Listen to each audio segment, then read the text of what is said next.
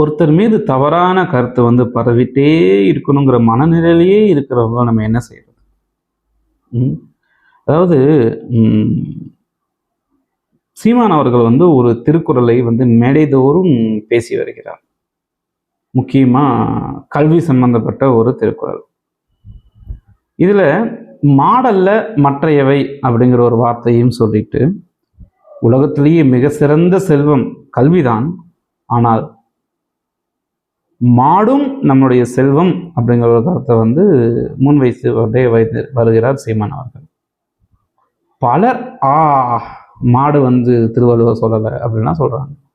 எத்தனையோ பேர் வந்து திருக்குறளுக்கு தெளிவுரை எழுதியிருக்காங்க. இது அனைவராலும் படிக்கப்பட்டது மு வரதநாசனார் அவர்களுடைய திருக்குறள் தெளிவுரை. மு கருணாநிதி அவர்கள் வந்து எழுதியிருக்காரு. நம்ம பட்டிமன்றம் நடுவர் சாலமன் பாப்பையா அவர்கள், அவர் கூட வந்து பார்த்தீங்கன்னா திருக்குறளுக்கு வந்து தெளிவுரை எழுதியிருக்காரு. அந்த விதத்தில் திருக்குறளுக்கு தெளிவுரை எழுதும் பொழுது தேவநேய பாவனார் அவரும் திருக்குறளுக்கு தெளிவுரை எழுதியிருக்கார். மு வரதநாசனார் அவர்களோ, கலைஞர் அவர்களோ, அல்லது சாலமன் பாப்பையா அவர்களோ மற்றும் பலரோ யாருமே அவ்வளவு ஆழ்ந்து சிந்தித்து எழுதலை, மேலோட்டமாக எழுதியிருக்காங்க. ஆனால் தேவநேய பாவனார் அவருடைய தெளிவுரையில 2-3 பத்திகள் எழுதியிருக்கார்.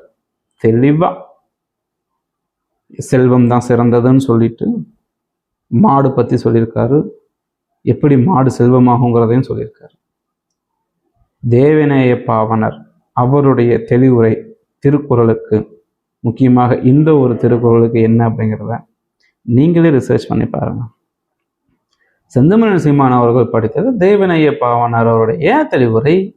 அதுல வந்து கல்விதான் சிறந்த செல்வம், ஆனால் மாடும் சிறந்த செல்வம் அப்படிங்கிற விஷயத்த சொல்லியிருக்காரு. நமக்கு தெரியலங்கிறதுனால ஒருத்தனை குற்றம் சொல்லிடக்கூடாது. ஆனால் இந்த விஷயத்தை பொறுத்த வரைக்கும் செந்தமிழன் சீமான் அவர்கள் கற்று தேர்ந்த ஒரு தகவலை தான் நம்மிடம் பகிர்ந்திருக்கிறார். ஆனால் உண்மையிலேயேவும் மாடல்ல மற்றையவைன்னு சொல்லும் பொழுது அதுக்கு என்னதான் பொருள் அப்படிங்கிறது வந்து திருவள்ளுவருக்கு மட்டுமே தெரிஞ்ச ஒரு விஷயம். மற்றவர்கள் எல்லாம் எழுதியது அவர்களுடைய புரிதலுக்கு ஏற்ற மாதிரியே அப்படிங்கிறது என்னுடைய கருத்து. நன்றி.